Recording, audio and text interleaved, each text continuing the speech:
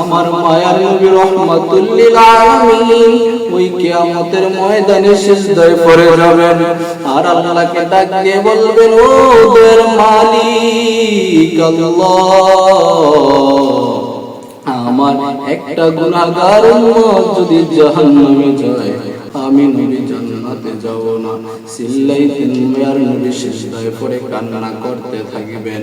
আল্লাহ তাআলা বলবেন, ও পয়গম্বর আপনি কাঁদবেন না, দুনিয়ার জমিনে আপনাকে কত কাঁদন কাঁদাইলাম, আর কাঁদবেন না।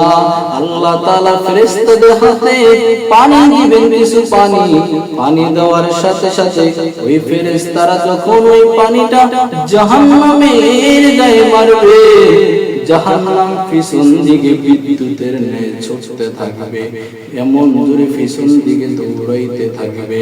আল্লাহকে প্রশ্ন করবেন, ও দয়ার মালিক, যে জাহান্নামকে ৭০,০০০ ফেরেশতা ৭০,০০০ করা লাগাইয়া ধরে রাখতে পারলাম না, কেমন এই পানি, যেই পানি পিছন দিকে জাহান্নাম দৌড়াইলো, এটা কি আবে হায়াতের পানি?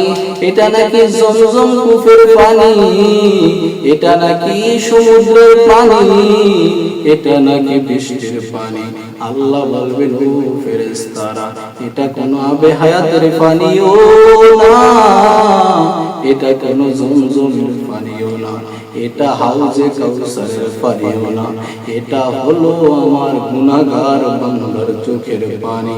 বান্দারা গুনাহ করে করে আমার কাছে যখন চোখের পানি ফেলে তওবা করত, আমি আল্লাহ তাআলা ওই পানিটাকে বড় আদর করে বড় যত্ন করে রেখেছিলাম। এর মুসলমান